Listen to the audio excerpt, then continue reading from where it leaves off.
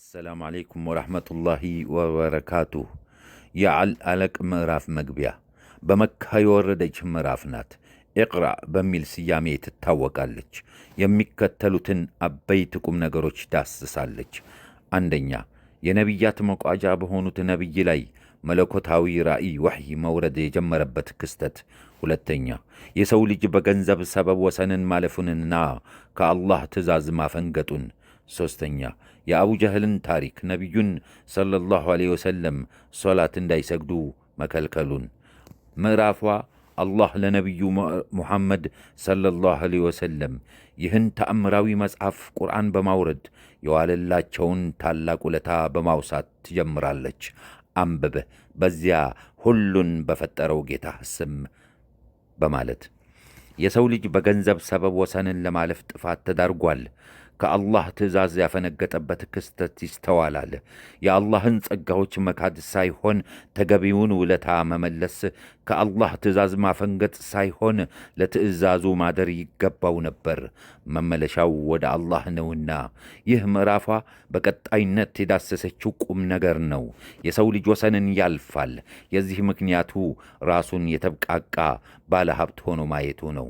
የሁሉም ነገር መመለሻ ወደ ጌታ ብቻ ነው። ከዚያም የአቡ ጃህል ታሪክ ይከተላል። አቡ ጃህል የዚሁማ ፈርዖን ነው። ጣዖታቱን ለመርዳት በነቢዩ ሙሐመድ ሰለላሁ ዐለይሂ ወሰለም ላይ ወደር የለሽ ግፍ ፈጽመዋል። ከፈጸማቸው ግፎች አንዱ መልእክተኛው ሶላት እንዳይሰግዱ መከልከሉ ነው። ይህ ድርጊቱ ከዚህች ምዕራፍ ውስጥ ተዘክሯል። መሐመድ ሆይ ያንን የሚከለክለውን አየህን? ባሪያን በሰገደ ጊዜ። ምዕራፏ የምትቋጨው ይህ ዕድለ ቢስ ከሃዲ በጥመቱ ከጸና፣ በእብለቱ ከቀጠለ መለኮታዊ ቅጣት እንደሚጠብቀው በማስጠንቀቅ ነው። አንተን ከማወክ ባይቆጠብ አናቱን ይዘን ወደ ገሃነም እንጎትተዋለን።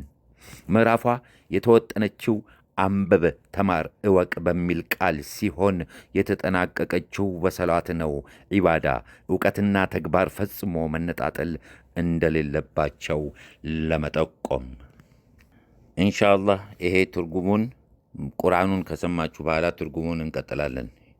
ቢስሚላሂ ራሕማኒ ራሒም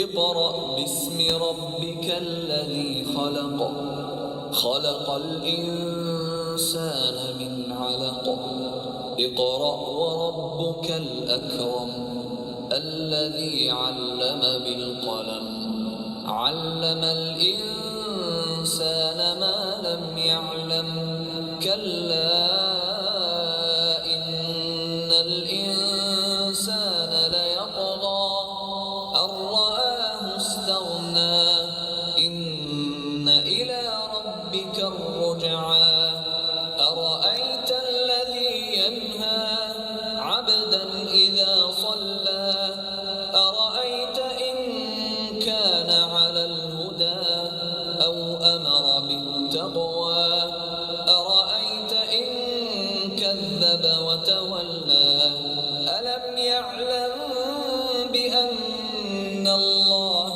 يرى كلا لئن لم ينته لنسفعا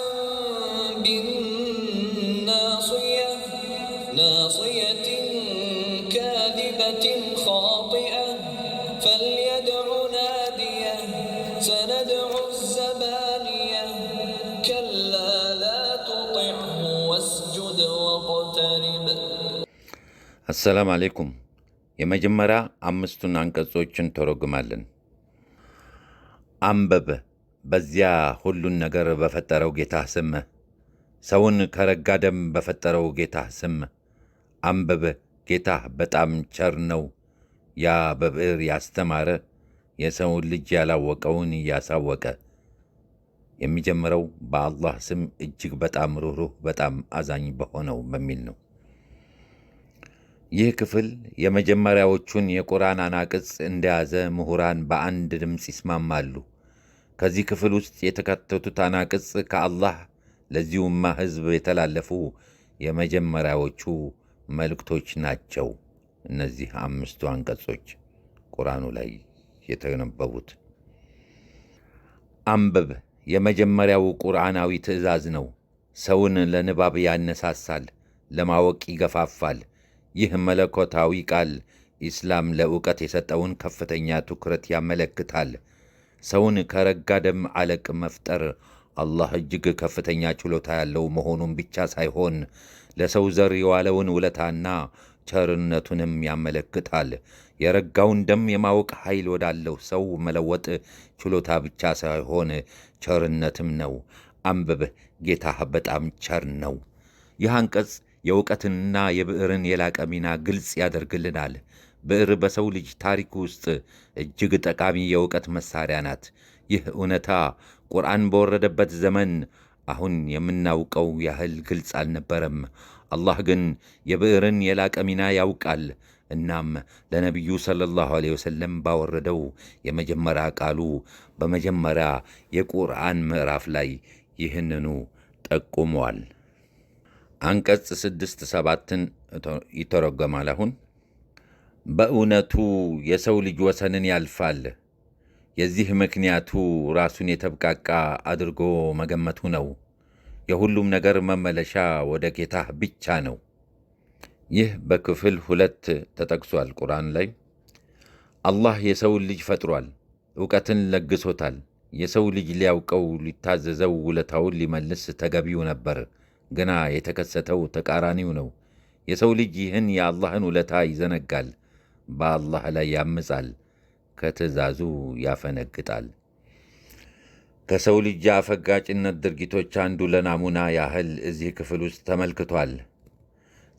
ዘገባዎቹ እንደሚያመላክቱት ቀሪዎቹ አናቅጽ የወረዱት ነቢዩን ያውክ የነበረው አቡ ጃህል ላይ ነው። ግና በየትኛውም ቦታና ጊዜ የአላህን ንጹሕ አገልጋዮች የሚያውኩ እርኩሳንን ይመለከታሉ።